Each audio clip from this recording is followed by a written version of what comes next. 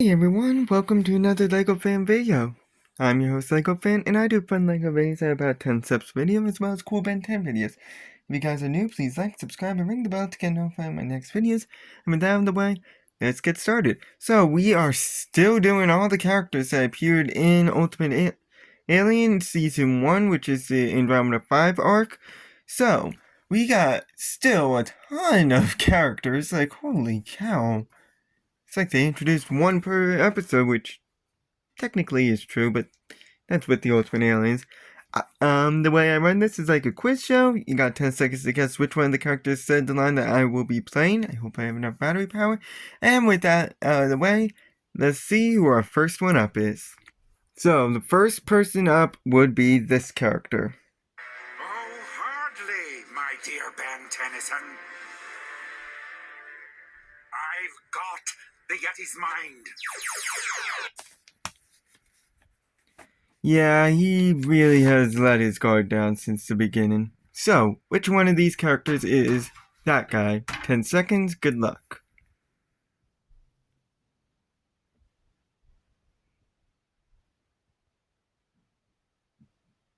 So that is the character of Dr. Animo. He only appeared in his nice little winter outfit, which is this one right here. So, he is a human, only appearing in the episodes so far of Escape from Agrigor, somehow escaping from the Null Void, and plan to turn everyone in the Southern Hemisphere to Yetis. Sometimes I just wish I could make stuff up. And he was planning to do this by using his de-evolutionizing bomb, and as well as by controlling an actual Yeti so that way it can attack Ben. The bomb was dismantled, and he was being with the Yeti free from his control and arrested by the plumbers. You ever wish you could just make stuff up sometimes? I swear that is literally what he was planning. So, he actually is pretty good, and he's one of Ben's most classic villains. He's shown to be a genius scientist and is seldom seen without his greatest invention, the transmodulator, mutating any creature that he points at. But in this case, he doesn't have it, and he can also control these creations and do this with mind control headbands as well, as you can see right at the top of his head. He also has at least some knowledge on the Omnitrix, and his creatures and some other animals are actually loyal to him, and is a somewhat decent fighter, and since he is a doctor, he has an arsenal of painful tools. But he's mentally disturbed and single-minded, usually focused on only one true goal, and has no unique powers, meaning that he relies heavily on his mutated creations, and is very easily distracted, tending to brag a lot, and can be very cowardly. Our next person up actually has two forms on here, and this is their first line. Wait. He said he was gonna be here. Of these characters, which two said that line? 10 seconds, good luck.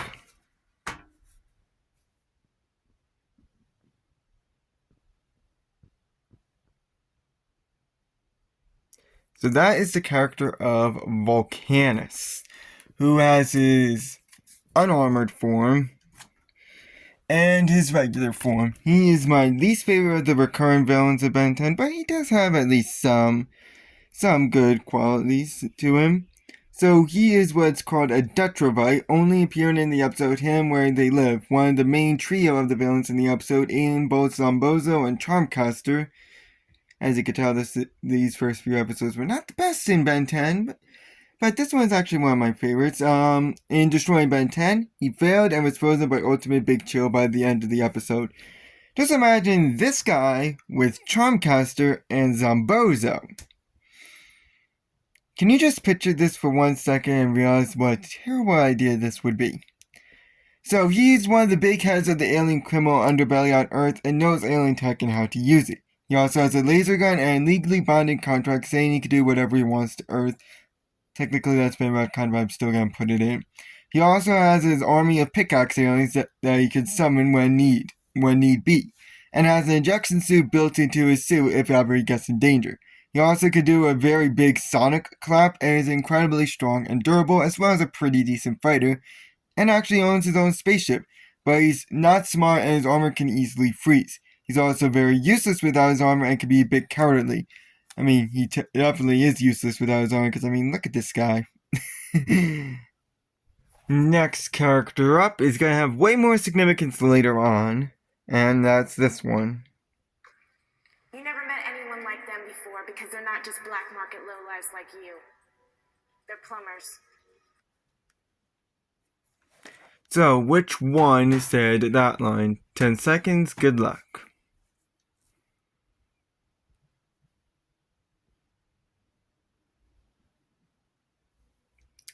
So, this is the character of Elena Valadis. This person right here. She is a human, first appearing in Alien Swarm, and despite being hated by almost everyone, she decided to team up with Ben to try and find out what happened to her father, Victor Valadis, who was covered in a previous episode. This was done by setting up a black market deal in order to attract them. When Ben found out what happened,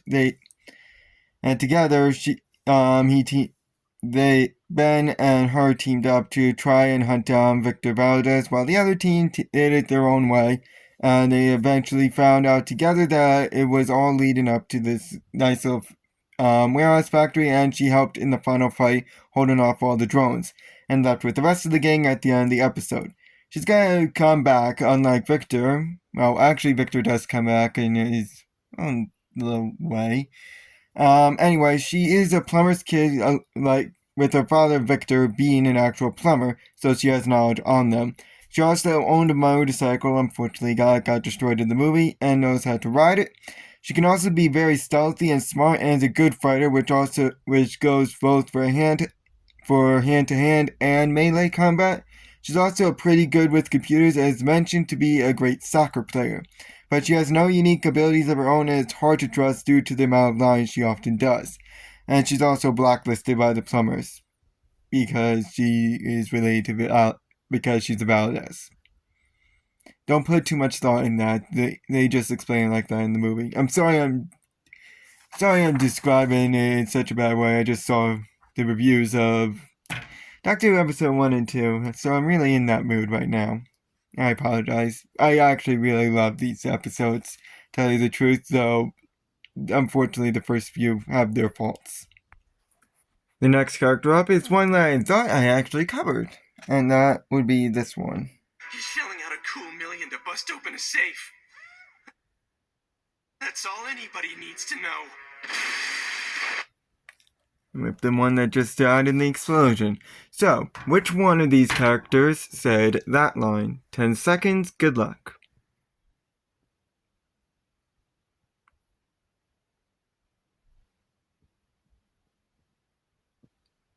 So that is the character of Buzz. Not Buzz Lightyear, just Buzz. This person right here. Yep, he just randomly appeared.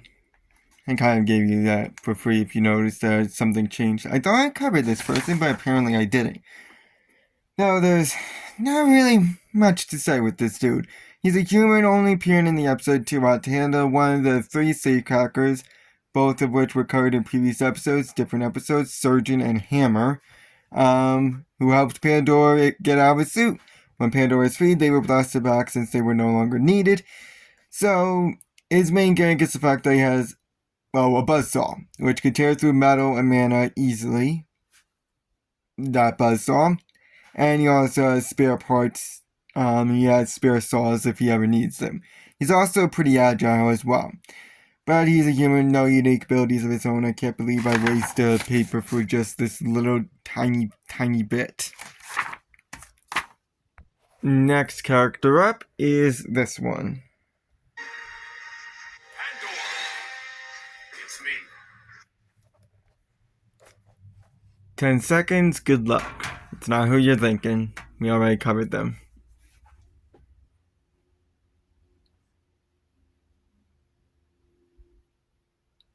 So this is the character of Water Hazard.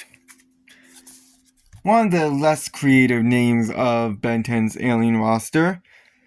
And it is actually canon that he's a different species than the reboots version, which is Overflow. It's officially canon that they are separate species. I'm not going to get into the logistics of that. So he is an Orshan, first appearing in Too Hot to Handle, trying to reason with Pandora, disguised as by Valvin. But this failed, and they fought, though he lost and switched to Big Chill. Then in its hero time, he was used to beat Nemesis, breaking his suit, and then punching him a few times before timing out. So he's somewhat quick and can shoot water from his hands, managing to manipulate it in some way, and is heavily armored and can't be harmed by bullets or lasers. He also can breathe underwater, is pretty strong, can absorb moisture from the air, and is pretty quick at times and has quick reactions, but can be harmed by severe heat, can be electrocuted, and wrapped up in Spider Monkey's weapon. And the next character up doesn't actually have a first line, or at least a first line that's understandable, and those are the Pickaxe Aliens. So which one is the Pickaxe Aliens? 10 seconds, good luck.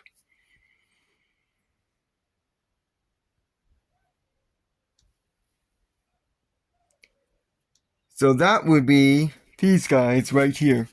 Wow, we're getting a lot of quick ones today. So, they're their own species, only appearing and hidden where they live, aiding Vulkanus in the final fight, managing to actually overwhelm Ben. But then he decided to go ultimate Big Chill and easily froze every single one of them. So they are a small army for Vulkanus, therefore they are very numerous and could go to other planets with him.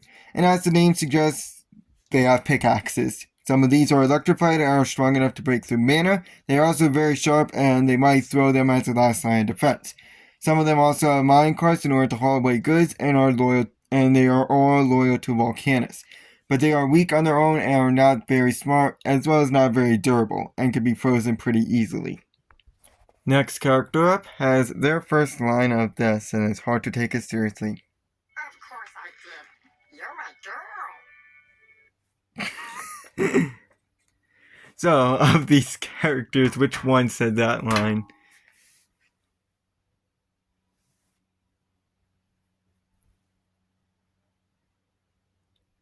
So that would be the character of Goop, which is my all-time favorite Ben 10 alien. A polymorph first appearing in Andreas' fall briefly by escaping from jail and managing to knock out a guard in the process. Then, in the episode that you just heard, it's hero time, save Julie from a fall and then battle Nemesis. But unfortunately could not reach Nemesis, so when he heard what will happen to Nemesis, he decided to jump over him and switch to Water Hazard. So he has some sort of flight ability as well as being very slippery, and its anti-gravity disc can actually be used as a razor. He can also hide in water and has enhanced agility and is nigh on indestructible. He can also regenerate, and if he's blown up, he can recollect his certain goop parts. He can also enter small cracks and expand its size, which can also act as a cushion if need be, and is pretty strong and can wrap around and tie up a person to the point where he can actually control their movements and extend his body to encase a person as an attack or to capture the person, and toss his goo as a projectile, as well as turn his hand into a gun and fire it, which is strong enough to break through metal. He can also make his goo acidic, and he also has an enhanced jump and reform his body to avoid projectiles, reshape its body like as one eye in order to see under cracks, and reform his body to a ball to encase people and carry them to safety. Main weakness is that if his anti-gravity projector, which is the thing on top, is knocked away, destroyed, turned off, he becomes a puddle of goo. He's unable to attack or do pretty much anything, being the only alien of Ben's who needs his own anti-gravity projector in order to do anything. And his iron tricks can also be easily taken away from him. That's a weakness for now, but it's going to be retconned when it gets to Omniverse, when it's putting on the anti-gravity projector instead. Next character up is the only one of the Andromeda 5 that Ben never turns into.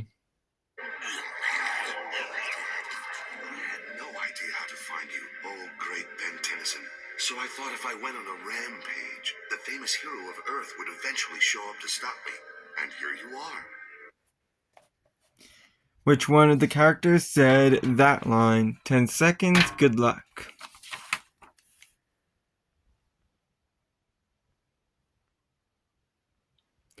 So that is the character of Galapagus. Actually, no, sorry, there is one other character that he doesn't turn into of the Andromeda 5.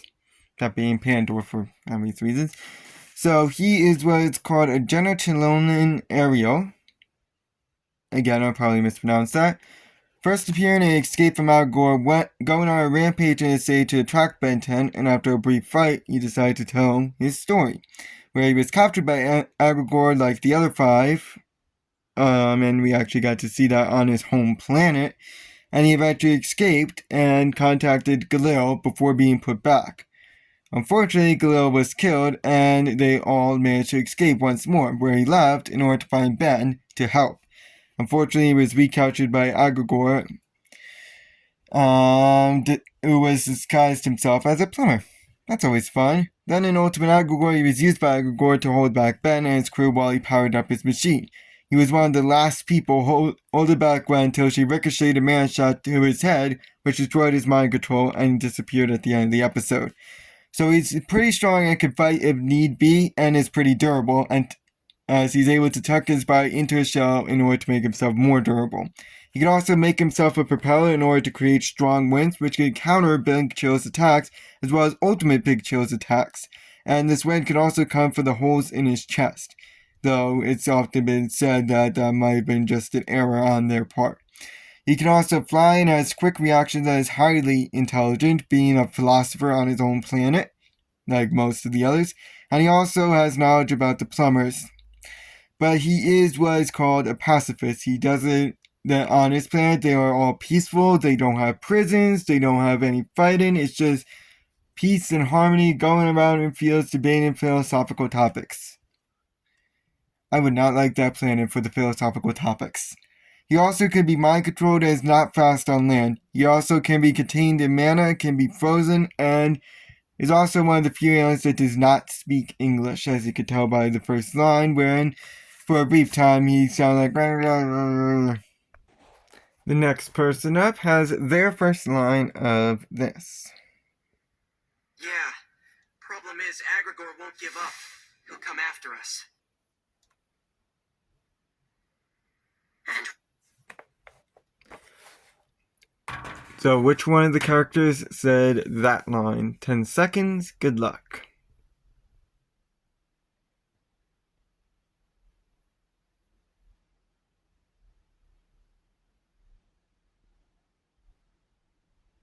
So that is the character of AmpFibian. AmpFibian. This character here. He is what is called an Ampri, first appearing infused used to battle Agrigor in La Soledad, before Gwen managed to teleport them all to Levin's garage to recover from being knocked out. Then Agrigor found Then they found out that he was actually fused with one of the Andromeda 5 aliens, Rad, and had a battle for control till the Omnitrix managed to reboot, and he managed to change back, and was not used again in the episode. So he can fly and is typically seen hovering, actually, and can travel through and mess with electronics. He's also very strong and durable and can go transparent if need be. He's also pretty agile and can't be harmed by electric-based attacks, and can generate and shoot electricity, and can absorb this electricity from lightning or nearby electric sources, and also naturally radiates electricity, so it makes it hard to touch him. He also can't be harmed by his own attacks. That being said, if he does channel electricity while in water, he can be electrocuted. He also cannot breathe in space, and he can be contained in a special cell or with mana. Next character up has their first line of this. At the rate we're going, we'll be inside before Agrigor even knows we're here. So of these characters, which one said that line? 10 seconds, good luck.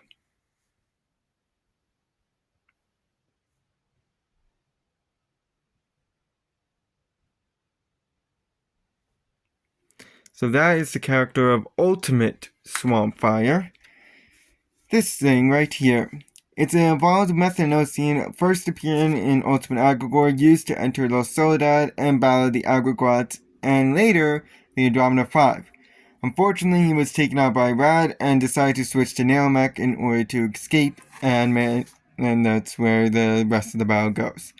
So his fire attacks are now way more powerful, managing to actually be able to now blast off an explosion, as well as these fire attacks working underwater, and they are strong enough to melt through cement.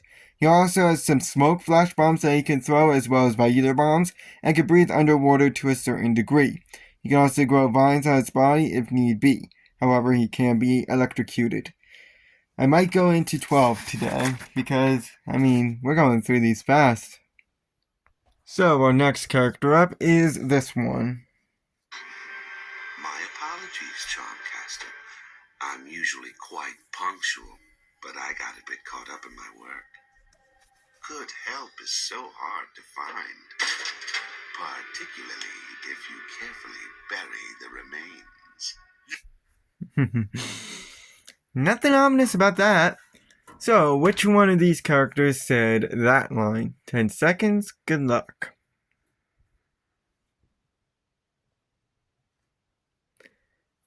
So, this guy finally made a reappearance all the way back from episode 2 of the Ben 10 original series.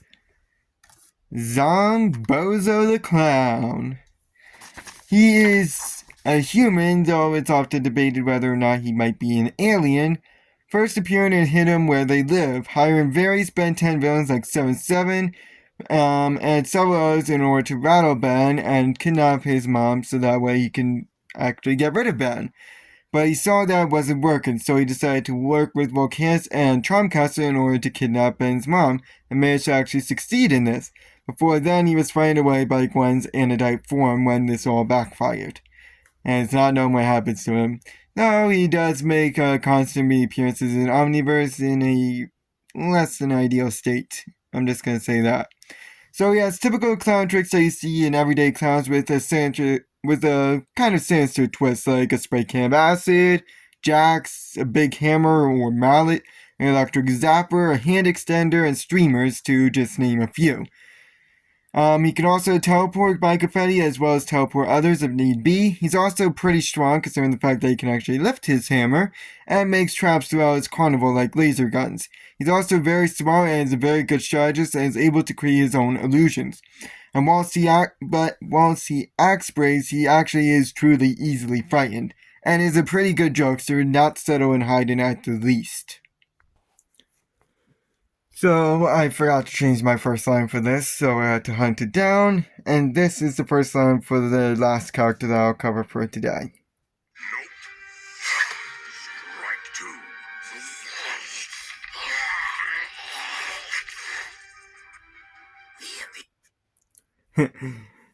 And that was all for his first line. Ignore the last little part there. So which one of these characters said that line? 10 seconds, good luck.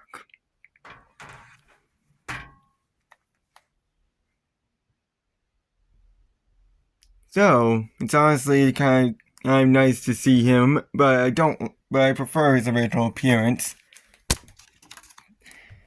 4 arms, because he has 4 arms. He is one of the most popular Ben 10 alien species, a Tetraman. First appearing in video games, beating Serpent by grabbing both his hands and using his other 2 in order to crush him between 2 cars. Then in Escape from Agor, he was bound the Yeti, and was putting up a very good fight till it was grabbed and he decided to change to Brainstorm.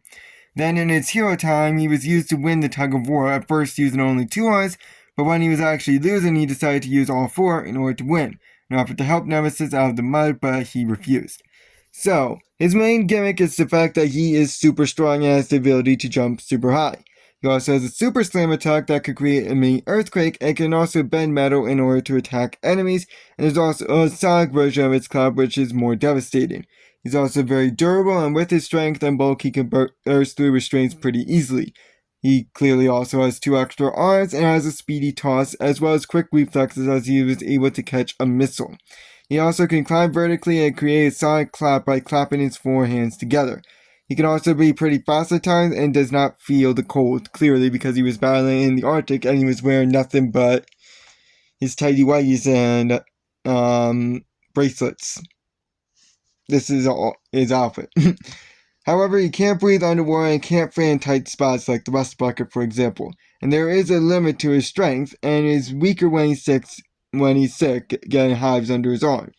He's also slow and can be put down by seductive quills like those from Argent.